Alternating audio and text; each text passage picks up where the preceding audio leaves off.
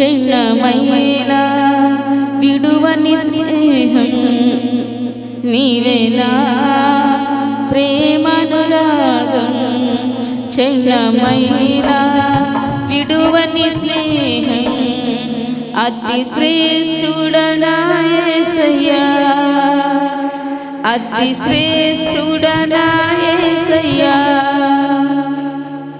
పాడెద స్తుతి గానము కొనియాడెదని నామము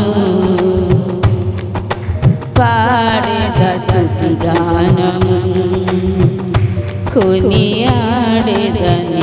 నామము ఇలా నాకెవ్వరు లేరను కొందగా నాదరి చేరితివే నేనమ్మినవారే నన్ను మరచినను మరువని దేవుడవు ఇలా నాకెవ్వరు లేరను కొన్నగా నాదరి చేరితివే నేనమ్మినవారే నన్ను మరచినను మరువని దేవుడవు నీ ఆశలే నాలో చిగురించెను నీ వాక్యమే నన్ను బ్రతికించెను నీ ఆశలే నాలో చిగురించెను నీ వాక్యమే నన్ను బ్రతికించెను నీ అనుబంధము నాకానందమే నీ అనుబంధము నాకానందమే పాడేద స్తుతి గానము కొనియాడేదని నామము నా ప్రతి అణువును పరిశుద్ధ పరచెను నీ రుధిర ధారలే నీ దర్శనమే నన్ను నిలిపినది ధరణిలో నీ కొరకే నా ప్రతి అణువును పరిశుద్ధ పరచెను నీ రుధిర ధారలే నీ దర్శనమే నన్ను నిలిపినది ధరణిలో నీ కొరకే నీ చేతులే నన్ను నిర్మించెను నీ రూపమే నాలో కలిగెను నీ చేతులే నన్ను నిర్మించెను నీ రూపమే నాలో కలిగెను నీ అభిషేకం పరమానందమే నీ అభిషేకము పరమానందమే పాడేద స్తుతి గానము కొనియాడేది నామము బలహీనతలో నన్ను బలపరచి ధైర్యము నింపితివే నా కార్యములు సఫలము చేసి ఆత్మతో నడిపితివి బలహీనతలో నన్ను బలపరచి ధైర్యము నింపితివి నా కార్యములు సఫలము చేసి ఆత్మతో నడిపితివి యూదా గోత్రపు కొదమ సింహమా నీతో నిత్యము విజయాసమే యూదా గోత్రపు కొదమ సింహమా నీతో నిత్యము విజయహాసమే నీ పరిచర్యలో మహిమానందమే నీ పరిచర్యలో మహిమానందమే పాడేద స్తుతి గానము కొనియాడేదని నామము పాడేద స్తుతి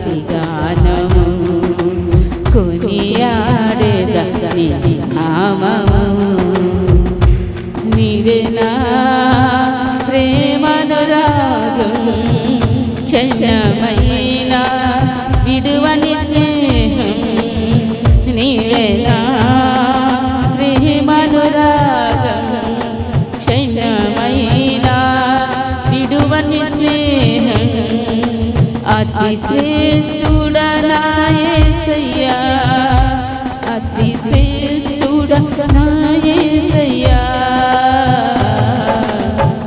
పాడే స్తుతి గానము కొనియాడే నీ నామము glory glory glory glory to God హల్లెలూయా. ఈరోజున వాక్యం ఏంటంటే చింత లేని వారంటూ ఎవరు ఉండరు. ఎందుకంటే ఏదో ఒక సమయంలో దేని గురించో ఒకదాని గురించి ఎక్కువగా మనిషి చింతపడతాడట. దేని గురించి అంటే ఆరోగ్యం గురించి. హల్లెలూయా. మనుషులు దేని గురించి చింతపడతారంటే బైబిల్లో ఉంది, ఉన్న ధనమంతా ఖర్చు పెడతారట. యోబు గ్రంథంలో వ్రాయబడింది, ఉన్న ధనానంతా ఖర్చు పెట్టైనా ఆరోగ్యం పొందుకోవాలనుకుంటారట. డబ్బులు ఉన్న మందులు కొనుక్కున్నా ఆరోగ్యం వచ్చేస్తుందా అంటే రాదు. స్త్రీ కనిన నరుడు కొద్ది దినములు గలవాడై బహు బాధ నొందుతాడు అనుంది యోబు గ్రంథం 14వ అధ్యాయంలో, యోబు గ్రంథం 7వ అధ్యాయంలో. స్త్రీ కనిన నరుడికి ప్రతి ఒక్కరికి బాధే, ఏదో ఒక సమయంలో బాధ ఉంటుంది. కానీ ప్రభు తెలియజేస్తున్న మాట ఏంటంటే ఆయన యుద్ధకు వచ్చిన వారి చింత అంతా కూడా దేవుని మీద వేయాలన్నదే దేవుని యొక్క ఉద్దేశం. హల్లెలూయా. కొంతమంది వారి బరువు వారే మోసుకుంటారు. కళలు వస్తూ ఉంటాయి కొంతమందికి. ఇలాగే ఎలా వస్తాయి? వాళ్ళ బరువు మూట నెత్తి మీద పెట్టుకొని మోసుకుంటూ వెళ్తుంటారు. ఎవరికన్నా కళ వచ్చింది ఎప్పుడన్నా? హల్లెలూయా. కళల్లో వాళ్ళ బరువు వాళ్ళే ఎత్తుకొని మోసుకుంటూ వెళ్తుంటట్టు కళలు వస్తాయి. చూడండి పాపం ఏమీ తెలియని వాళ్ళు, కొంచెం అడుక్కు తినేవాళ్ళు, వాళ్ళు వీళ్ళు వాళ్ళ మూటలు వాళ్ళే మోసుకుంటారు. చూసారా? అడుక్కు తింటూ ఉన్నవాళ్ళు, వాళ్ళకి బట్టలు వస్త్రాలు సరిగ్గా లేకపోయినా ఒక మూట ఉంటుంది వాళ్ళకి, వాళ్ళ నెత్తి మీద పెట్టుకొని తిరుగుతూ ఉంటారు. చూసారా? అపవాది పాపం అనే మూట, శాపం అనే మూట వాళ్ళు మోస్తూ ఉంటారు. అపవాది వారిని ఆ విధంగా కట్టిపడేస్తాడు. అయితే దేవుని ప్రజలైతే, దేవుని ఎరిగిన బిడ్డలైతే దేవుని మీద భారం వేయకుండా వాళ్ళ బరువు వాళ్ళే మోసుకుంటూ ఉన్నట్లయితే ఎదిగిన వాళ్ళకి దేవుడు చూపిస్తాడు కళల్లో. వాళ్ళ బరువు వాళ్ళే మోసుకుంటూ వెళ్తుంటారు. దేవుడు చెప్తున్న మాట ఏంటంటే మీ చింత యావత్తు నా మీద వెయ్యండి అన్నాడు. హల్లెలూయా. ఒక ముసలమ్మ ఒక బరువు మూట ఎత్తుకొని వెళ్తుందట. ఒక అతను ఎవరో చూసి కారులో వెళ్తుంటే, అయ్యో బాబు ముసలావిడ కదా, పెద్ద ఆవిడి మొయ్యలేకపోతుందని అతన్ని ఆపి, అమ్మా నువ్వు ఎక్కువ నీ మూట కూడా పెట్టుకో అని చెప్పి ఆయన కార్ డ్రైవ్ చేస్తూ చూశాడట వెనక తిరిగి కొంతసేపటికి.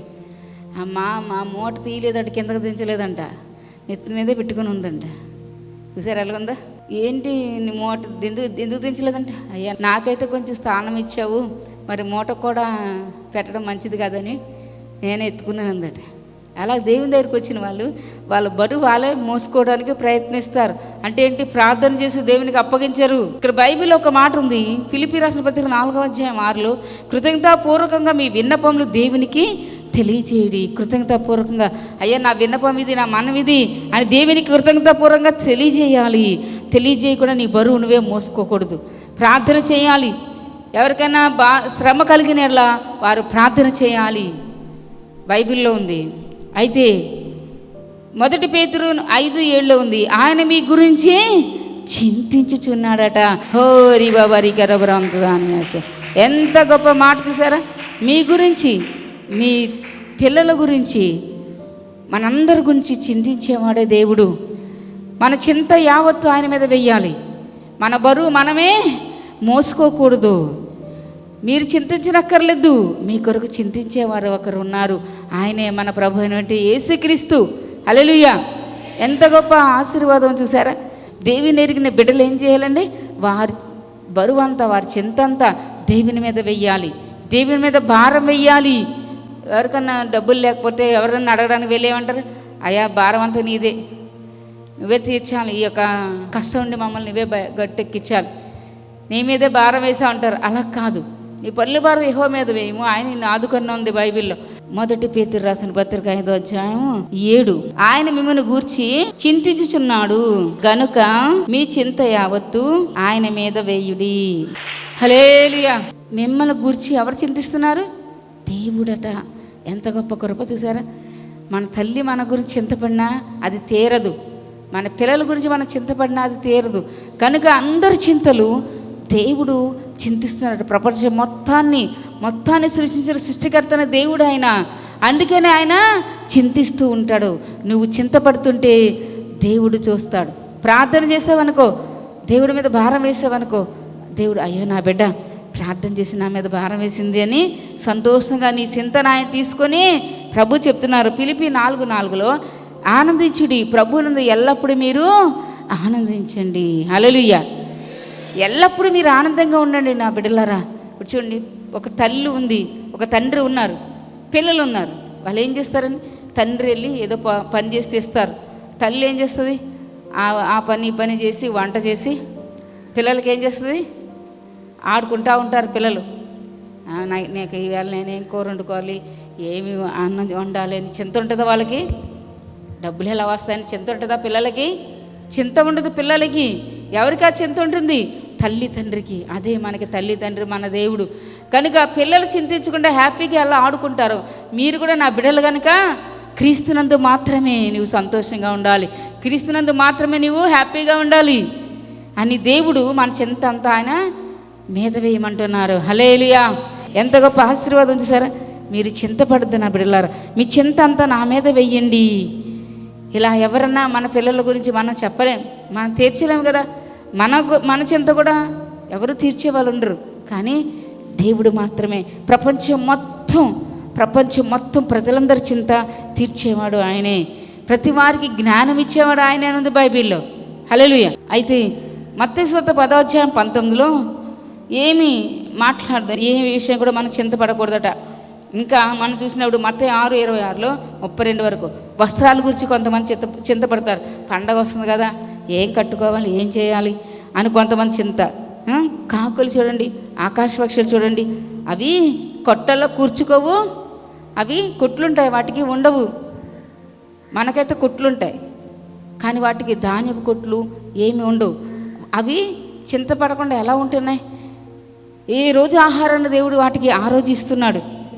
ఉదయాన్నే లేచి అవి కాకులు కానీ ఇంకా ఇతర పక్షులు కానీ దేవుని ఘనపరుస్తుంటే చీకటి ఉండగానే, కానీ మనం కూడా చీకటి ఉండగానే లేచి కీర్తనల గ్రంథం 63:1 చదివితే, దేవా నా దేవుడవు నీవే, వేకువని నేను వెతుకుదును అనుంది. దేవుడు దావీదు దేవుడట. మన దేవుడు అయినట్లయితే మనం కూడా ఏం చేయాలి? వేకువని ఆయన వెతకాలి. మళ్ళీ ఎక్కడ? ఆయన గొప్ప రాజు అండి, ఆయనకి ఏమీ తక్కువ లేదు. వేల కొలది మణుగులు కొలది బంగారాన్ని దేవుడికి ఇచ్చాడు, వెండిని ముత్యాలని వైడూర్యాలని ఎన్నో మణుగులు ఇచ్చాడు దేవుడికి. అతను అంటున్నాడు వేకువని నిన్ను వెతుకుతాను. కొంతమంది కొంచెం ఉంటే ఏమీ దేవుని వెతకలేరండి. అన్నీ బాగానే ఉన్నాయిలే, పడుకున్న తినేసి హ్యాపీ, కానీ లేవరు. అలా కాదు, నిజమైన ఆత్మీయులు ప్రతిరోజు ఉదయాన్నే లేచి దేవుని వెతుకుతారు. హల్లెలూయా. చీకటి ఉండగానే అయ్యో నా దేవుని నేను ఈరోజు స్తుతించలేదే, ఈరోజు నేను దేవుని గణపరచలేదని భయం వస్తుంది వాళ్ళకి. ఆ రోజు మొదలు పెట్టరు, దేవునితోటే ప్రారంభిస్తారు. దేవుని స్తుతించి గణపరిచి దేవుని సమయం దేవునికి ఇచ్చి, దేవునికి ఇవ్వాల్సిన వాటినన్నిటినీ దేవునికి ఇచ్చి వాళ్ళు ఆ దినాన్ని ప్రారంభిస్తారు. హల్లెలూయా. కానీ భయభక్తులు లేని వాళ్ళు ఏం చేస్తారంటే, ఈ రోజుకి సరిపడా ఉన్నాయి కదా, పనికి వెళ్ళక్కర్లేదులే, ఇంకొంచెం పండుకుందాం, లేవక్కర్లేదులే, మనల్ని అడిగేవాళ్ళు ఎవరున్నారు? భయభక్తులు లేకపోతే చివరికి ఏమో తెలుసా? భయభక్తులు లేకపోతే వాళ్ళు నశించిపోతారు, వారి పిల్లలు కూడా నశించిపోతారట. వారి పిల్లలు కూడా ఎలా చూసారా? కీర్తనలు 37:37 నిర్దోషులను కనిపెట్టుము, యథార్థవంతులను చూడుము, సమాధానపరిచి వారి సంతతి నిలుచును, కానీ ఒక్కడెన్నో నిలవకుండా అపరాధులు నశించుదురు. భక్తిహీనుల సంతతి నిర్మూలమగును. నువ్వు భక్తిహీనంగా ఉండొద్దు, భక్తిగా ఉండు. ప్రతి ప్రార్థనకి రా, ప్రతి ప్రార్థనలో ఆ దేవుని సందులో కనబడు, నీ ఇంటి దగ్గర కూడా ప్రార్థన చేసుకో, భక్తి కలిగి ఉండు అని ఎందుకు చెప్తున్నావు? భక్తిహీనులకి ఎలాగా నిర్మూలన చేస్తాడు ఆయన? వారి సంతతి కూడా వారి పాపం వల్ల, దోషం వల్ల వీళ్ళు నశించిపోతారు. హల్లెలూయా. కనుక భక్తిహీనులుగా ఉండకండి, భక్తి గలవారిగా ఉండండి అని అందుకే చెప్తాం. కీర్తన గ్రంథం 37:28 ఏలయనగా యెహోవా న్యాయంను ప్రేమించేవాడు, ఆయన తన భక్తులను విడువడు, వారెన్నటన్నిటికీ కాపాడబడుదురు కానీ భక్తిహీనుల సంతానము నిర్మూలమైపోద్ది. భక్తిహీనంగా ఉండకండి ఎవరు. హల్లెలూయా. భక్తిహీనుల సంతానాన్ని దేవుడు ఫినిష్ చేసేస్తాడట, నిర్మూలన చేసేస్తాడు. భక్తిహీనులకి ఎలాగో నిర్మూలన అయిపోతారు, వారి వలన వారి పనుల వలన వీరు పిల్లలు నిర్మూలమైపోతారు. కనుక దేవుని దృష్టిలో భక్తి గలవారిగా కనబడాలి అన్నది దేవుని ముఖ్య ఉద్దేశం. ఈ యొక్క చింత యావత్తు మనం ఎవరి మీద వెయ్యాలి? దేవుని మీద వెయ్యాలి. అందుకే దేవుడు మీ చింత యావత్తు నా మీద వెయ్యండి అని ఆయనే చెప్తున్నారు. హల్లెలూయా. మనం చింత యావత్తు ఆయన మీద వేసినప్పుడు తండ్రి గారికి విజ్ఞాపన చేస్తారు యేసయ్య. హల్లెలూయా. పరిశుద్ధంగా జీవించాలనుకునే వారి కొరకు పరిశుద్ధాత్మ కూడా ప్రార్థన చేస్తాడు. ఉచ్చరింప సఖ్యము కానీ మూలుగులతో పరిశుద్ధుల కొరకు. నువ్వు పరిశుద్ధంగా పవిత్రంగా జీవిస్తున్నావా? దేవుని దృష్టిలో ఎలా ఉన్నావు? మనుషుల దృష్టిలో ఎలా ఉన్నా కానీ నిన్నెవరు ఏమన్నారు? ఇర్మీయా గ్రంథం 16:12 ఆలకించుడి, మీరందరూ నా మాట వినకుండా కఠినమైన మీ దుష్ట హృదయ కాఠిన్యము చొప్పున నడుచుకొంచున్నారు. మీరు మీ పితరుల కంటే విస్తారంగా చెడుతనం చేస్తున్నారు. కాబట్టి నేను మీ యందు ఏమాత్రమును దయదలచక ఈ దేశం నుండి మీరైన మీ పితరులని ఎరుగని దేశమునకు మిమ్మల్ని వెళ్ళగొట్టుచున్నాను. అక్కడ మీరు దివారాత్రం అన్య దేవతలను కొలుచుదురు. చూసారా? ఆ విధంగా ఉండకుండా దివారాత్రం కూడా దేవుని సన్నిధిలో మనం గడిపేవారు ఉండాలి. దేవుని సన్నిధానంగానే పరిగెత్తుకుని వచ్చేవారు ఉండాలి. ఇర్మీయా గ్రంథం 17:7 నుండి చూద్దాం. యెహోవాను నమ్ముకున్నవాడు ధన్యుడు, యెహోవానికి ఆశ్రయంగా ఉండును. వాడు జలముల యొద్ద నాటబడిన చెట్టు వలె నుండును. అది కాలువల వారను దాని వేళ్లు తన్నును. వెట్ట కలిగినను దానికి భయపడదు. దాని ఆకు పచ్చగా నుండును. వర్షం లేని సంవత్సరంలో చింత నొందదు, కాపు మానదు. చూడండి, కాలువ లేదా నీటి కాలువ నాటబడినటువంటి చెట్టు ఎలా ఉంటుంది? వర్షం లేదనుకోండి, దానికి చింత ఉండదట, కాపు కూడా మానదట. అలాగే దేవుని సంధిలో దేవుని వాక్యం అనే నీరు నీవు ప్రతిరోజు దేవుని సంధికి వచ్చి దేవుని వాక్యమైన నీరు నీవు కలిగి ఉండాలి. వాక్యమైన నీరు నువ్వు త్రాగుతూ ఉండాలి. ఆ జలాలని, పరిశుద్ధమైన వాక్యాన్ని. హల్లెలూయా. ఉదయాన్నే బైబిల్ చదువుకోవాలి, ప్రార్థన చేసుకోవాలి. ఉదయాన్నే బైబిల్ ఎంతమంది చదివారు? ప్రార్థన ఎంతమంది చేశారు? బైబిల్ చదవాలి, ప్రార్థన కూడా చేయాలి. హల్లెలూయా. వాక్యాన్ని చదివేవారు, ప్రార్థించేవారు. వారు జలముల నాటబడిన చెట్టు వలె అది కాలువల ఎవరు నాటబడినదై వేళ్లు తన్నుతుంది. వెట్ట కలిగినను భయపడదు. వెట్టంటే భయం. ఏదైనా శోధన వచ్చినా భయపడరటంటే వాళ్ళు. అర్థమైందా? దాని ఆకు పచ్చగా ఉన్నది. వర్షం లేని సంవత్సరం చింత నొందదు, కాపు మానదు. చింత ఉండదు, దానికి కాపు కూడా మానదు. దేవుని యొక్క సన్నిధిలో దేవుని యొక్క ఆత్మ సంబంధ ఆశీర్వాదాలు వారికి దేవుడు ఎప్పుడూ ఇస్తూనే ఉంటారు. అయితే ఇంకా ఉంది, హృదయం అన్నిటికంటే మోసకరమైనదట. ఎటువంటి వ్యాధి? ఘోరమైన వ్యాధి హృదయానికి. పైకి బాగానే కనబడతారు కానీ హృదయం లోపల ఉంటుంది పాపం. 13 రకాల పాపాలు ఉన్నాయి. మార్క్స్ 7:21 చదవండి. హృదయము ఘోరమైన వ్యాధి. ఆ వ్యాధిని నువ్వు పోగొట్టుకోవాలి. ఘోరమైన వ్యాధి కలది, దాన్ని గ్రహింపగలవాడెవడు? ఒక్కని ప్రవర్తనను బట్టి వాని క్రియల ఫలము చొప్పున ప్రతీకారం చేయుటకు యెహోవా అని నేను హృదయమును పరిశోధించేవాడను, అంతరింద్రియములను పరీక్షించేవాడని. హృదయాన్ని పరీక్షిస్తాడట దేవుడు. దేవుడు ఎన్ని పరీక్షిస్తాడు? నేను దీవించాలంటే, ఆస్వాదించాలంటే హృదయాన్ని. నీ హృదయంలో ఘోరమైన వ్యాధి ఉందా? ఘోరమైన పాపం ఉందా? హృదయాన్ని ఇచ్చిన దేవుడికి హృదయం తెలుసు. మనిషి పైవేషం చూస్తాడు, కానీ దేవుడు అంతరంగాన్ని, హృదయాన్ని చూసే నేను ఒక వ్యక్తిని దీవిస్తాను అంటున్నాడు దేవుడు. ఒక్కని ప్రవర్తన బట్టి వాని క్రియల ఫలము చొప్పున ప్రతీకారం చేస్తాను నేను. నీ ప్రవర్తన బట్టి హృదయాన్ని చూస్తాను. ఫస్ట్ నీ హృదయంలో ఎటువంటి వ్యాధి ఉంది, ఎటువంటి పాపం ఉంది, దాన్ని బట్టి నేను ప్రతీకారం చేస్తాను. హృదయంలో మార్క్స్ 7:21 లోపల నుండి అనగా మనుషుల హృదయంలో నుండి దురాలోచనలను, జారత్వములను, దొంగతనములను, నరహత్యలు, వ్యభిచారములు, లోభములను, చెడుతనములను, కృత్రిమమును, కామ వికారమైన శ్రేష్టలు, మత్సరమును, దేవుణ్ణే దూషిస్తారట, అహంభావమును, అవివేకమును వచ్చును. ఈ చెడ్డవన్నీ లోపల నుండే వస్తాయట, బయటికి మనుషుల్ని అపవిత్రపరుస్తాయట. అవి నీకు తెలియకుండానే వచ్చేస్తాయి. సహోదరుడు సహోదరి, ఇటువంటివి నీలో ఉన్నప్పుడు నువ్వు ఆటి ప్రకారంగానే నడుస్తావు. జారత్వము, అపవిత్రత, కాముకత్వము, ఇటువంటి తలంపులు వస్తే దేవుని సన్నిధిలో ప్రార్థించామా ఎప్పుడైనా? ఘోరమైన వ్యాధి ఉందని, హృదయం అన్నిటికంటే మోసకరమైనది దేవుడు చెప్తున్నారు. దాన్ని గ్రహించే శక్తి ఎవ్వరికీ లేదు ఈ లోకంలో. పైకి బాగానే కనిపిస్తారు, బాగానే ఉన్నట్టు కనబడతారు. చూడండి, ఇర్మియా గ్రంథం 5:8 చదవండి. బాగా బలిసిన గుర్రముల వలె ప్రతివాడును ఇటు అటు తిరుగుచూ తన పొరుగువాని భార్య వెంబడి సకిలించును. అమ్మ బాబాయ్, ఎలా ఉంది సార్ వాక్యం? ప్రతివాడు, దేవుడు చెప్తున్న మాట ఎంత భయంకరమైన మాట. ప్రతివాడు, అఫ్కోర్స్ కొంతమంది ప్రతివాడు అంటున్నారు దేవుడు. దేవుని ఎరిగినప్పుడు కానీ, ఎరిగిన తర్వాత కూడా చేస్తున్నావా ఇటువంటివి? ఏదో ఒక సమయంలో ప్రతి ఒక్కరు, ప్రతివాడును బాగుగా బలిసిన గుర్రముల వల్ల ప్రతివాడును ఇటు అటు తిరుగుచు తన పొరుగువాని భార్య వెంబడి సకరించును. అట్టి కార్యములను బట్టి నేను దండింపకుందునా? అట్టి కార్యాలు చేసేవాడిని నేను దండింపకుండా, శిక్షించకుండా ఉంటానా? తీర్చుకుంటాను. అటువంటి జనాల మీద దేవుడే కోప్పడితే మనం బ్రతకగలమా ఈ రోజున? సహోదరుడు, సహోదరి, నువ్వు పురుషునివైనా సరే, స్త్రీవైనా సరే, ఒకని భర్తను నువ్వు చూసినా సరే, ఒకని భార్యను నువ్వు చూసినా సరే, ఆ దేవుని దృష్టిలో చూస్తే చాలు తప్పు చేసినట్లే. దేవుని కోపం తీర్చుకుంటాడట. ఈరోజు నీ పరిస్థితి ఎలా ఉంది? దేవుని దగ్గర ప్రార్థన చేయి, కన్నీరు కాచి ఉపవాసం ఉండు. నీవు ఒకవేళ ఇంక ఇటువంటి చిక్కుల్లో ఇరుక్కున్నట్లయితే ఈరోజు దేవుడు నీతోటే మాట్లాడుతున్నారు. ఈరోజు నీతో మాట్లాడుతున్నారు. ఇంక అంతవంటే అయిపోయింది అనుకుంటున్నారా? ఇంకా చాలా ఉంది, ఇంకా చాలా ఉంది. చూడండి, ఏం చదువు? 8లో బాగా బలిసిన గుర్రముల వల్ల ప్రతివాడును ఇటు అటు తిరుగుచు తన పొరుగువాని భార్య వెంబడి సకిలించును. అట్టి కార్యములను బట్టి నేను దండింపకుందునా? అట్టి జనం మీద నా కోపం తీర్చుకొనుకుందునా? ఇదే యెహోవా వాక్కు. దాని ప్రాకారములకి నాశనము చేయండి. తన దూతలతో చెప్తున్నాడు దేవుడు. దాని ప్రాకారాలకి నాశనం చేసేయండి. అటువంటి వాళ్ళని అయినని నిశ్శేషంగా నాశనం చేయకూడదు. దాని శాఖలను కొట్టివేయండి. అవి యెహోవావి కావు, వాళ్ళ దేవుని బిడ్డలు కాదు. నాశనం చేసేయండి దూతలారా అని దేవుడు దేవతలకు ఆజ్ఞాపిస్తున్నాడు. చూసారా? హల్లెలూయా. ఇంకా దాని శాఖలు కొట్టివేయడం యెహోవావి కావు. ఇశ్రాయేలు వంశస్థులను, యూదా వంశస్థులను బహుగా విశ్వాసఘాతకం చేస్తున్నారు. ఇదే యెహోవాకు. వారు పలుకువాడు యెహోవా కాడనియు, ఆయన లేడనియు, కీడు మనకు రాదనియు, ఖడ్గమైన కరువైన చూడమనియు ప్రవక్తలు గాలి మాటలు పలుకుదురు.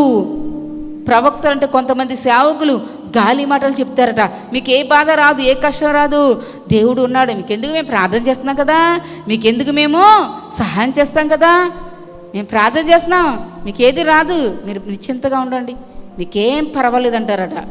ఇటువంటి వాక్యాలు చెప్పకుండా. తెలుసా మీకు? తెలుసా? మన సహోదరి తన బ్రదర్కి బాగోలేకపోతే విజయవాడ తీసుకెళ్ళారు. ఒక్క సహోదరు వచ్చి చెప్పిందంట, మేము 4 రోజులుండో 40 రోజులుండో ఉపవాస ప్రార్థన చేస్తున్నాం. 4 రోజులు 4 రోజులుండో ఉపవాస ప్రార్థన చేస్తున్నాం అని 4 వచ్చారంట. దేవుడు మాకు చెప్పాడు మీకు ప్రార్థన చేయమని. హాస్పిటల్లో ఉన్న వాళ్ళ దగ్గరికి వెళ్ళారటండి. చూడండి ఎలా ఉంది.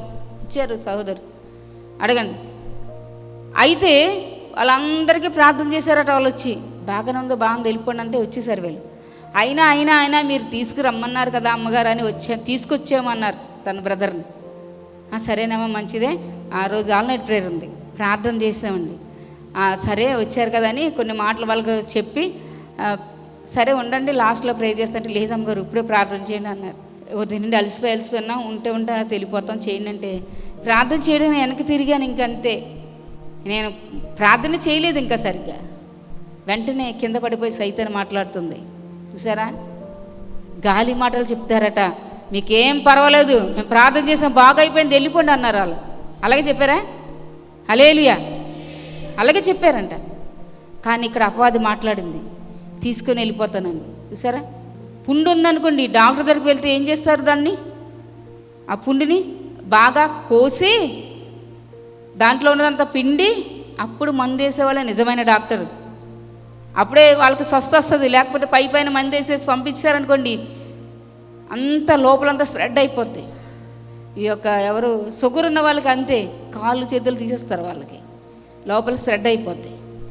నిజమైనటువంటి సేవకులు ఎప్పుడు కూడా దాన్ని అంతా కోసి తీసినట్లుగా దేవుడు వాక్యం ద్వారా మాట్లాడతారు. యెహెజ్కేలు గ్రంథంలో 22:26 అనుకుంటారు.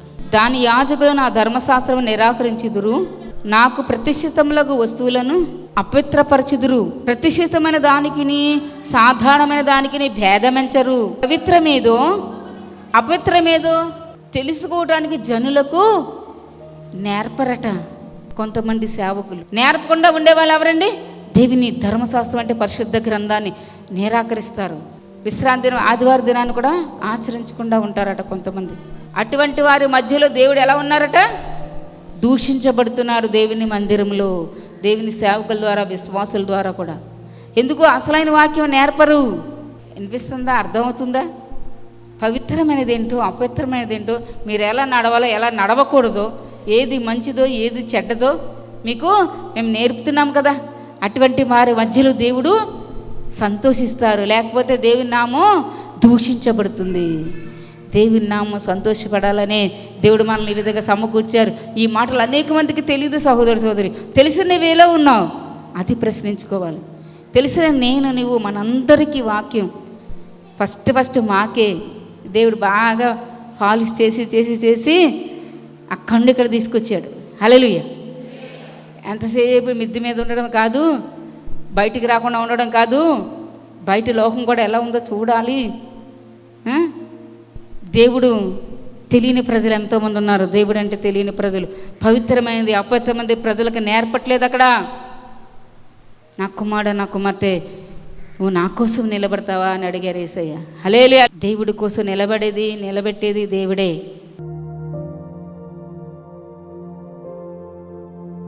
అసలు నేను నిద్ర లేకుండా 20 రోజుల నుంచి నిద్ర లేదు. అసలు నాకు 20 రోజుల నుంచి నిద్ర లేకుండా అట్టాగే చూస్తా ఏమైపోయిందో, అసలు నా అయిపోయిందా, చనిపోతానా, ఏంటి అసలు ఏంటి అనుకుని భయపడిపోయి ఇక ఆపరేషన్ చేయాలంటే నేను వెళ్ళిపోయి బ్యాగ్ అసలు ఇంట్లో అన్నం ఆడతాను, పిల్లలను కూడా సరిగ్గా చూడలా ఏమైపోద్దని ఇక మూట చదువుకుని వెళ్ళిపోయి డాక్టర్ గారి దగ్గరికి వెళ్ళిపోయినాక మీరు రెడీ అయిపోయారా మనీ కట్టాను అన్న. మనీకి అమ్మగారు ఫోన్ చేసాము, అమ్మగారు వద్దు వచ్చేయండి అందే. కాదమ్మా మేము రెడీ అయిపోయాము అన్న. కాదు ఇంకొకసారి చెప్పండి డాక్టర్ గారికి, దేవుడు నీకు కార్యం చేస్తాడు నమ్మకం అన్నాడు. సరే అని డాక్టర్ గారి దగ్గరికి వెళ్ళాము. ఎక్స్రే తీసి ఆయన అయితే అరే నీ నువ్వు భయపడికి అసలు నువ్వు ఎలాగైనా ఆపరేషన్ చేస్తారు, అసలు ఏమీ లేదురా అని వెళ్ళమన్నా అమ్మగారికి ప్రార్థన చేయమని చెప్పాం. అమ్మగారు ప్రార్థన చేసినాక నెమ్మది వచ్చింది. ఆ డాక్టర్ గారు అవసరం లేదు మీరు ఇంటికి వెళ్ళిపోండి అన్న. దేవుడికి మంచి కలిగినారు. చూడండి, లివర్ కింద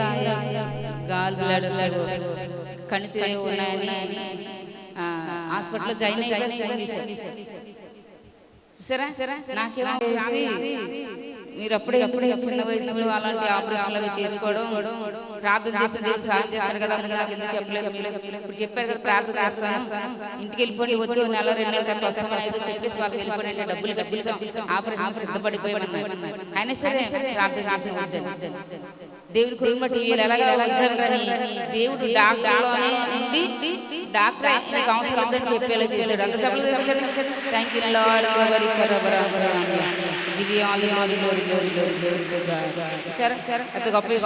నీకు ఆపరేషన్ పడక ప్రార్థన చేస్తాను, దేవుడు సహాయం చేస్తాడు. నాకు చెప్పండి ఎందుకు వెళ్ళారు అసలు మీరు? ప్రార్థన చేస్తారు కదా. మీరు ఈ రోజు ఎన్నో బాప్తిజం తీసుకున్నారు, దేవుళ్ళు బలంగా ఉన్నారు కదా, వస్తున్నారు కదా. గొప్ప ఉపవాస ప్రార్థన చేద్దాం. మీకు ఎందుకు నేను చేస్తాను కదా. మీరు కూడా ఒక పూటన ఉపవాసం ఉండండి, నేను ప్రార్థన చేస్తాను ఉపవాసం ఉండి. మీరు ఆపరేషన్లు చేసుకోవచ్చు, చిన్న వయసు పనులు అవి చేయాలి కదా, పొలం పనులు అవి బరువులో వెళ్ళాలి ఎంత ఉండాలి కదా అని చెప్పాను. ప్రార్థన చేస్తాను వద్దు, ఇంటికి వెళ్ళిపోండి. ఏదైనా మందుల ద్వారా కొన్ని కలిగించాలని మందులన్న వాడతామని ఏదో చెప్పేసారని అంటే మందులు లేవన్నారు. ఏమైనా సరే వద్దు, ప్రార్థన చేస్తాను, దేవుడు సాయం చేస్తాడంటే ముందు ఇద్దామని లోపలికి వెళ్ళిన వాళ్ళు మళ్ళీ వచ్చేసి మళ్ళీ వెళ్ళారంటారు. ఇలాగ దేవుడు ఏం చేశారు? డాక్టర్ ద్వారానే మీకు ఇంకా ఆపరేషన్ వద్దని చెప్పించాడు. దేవుని పరిశుద్ధ నామానికి మహిమ కలుగును గాక.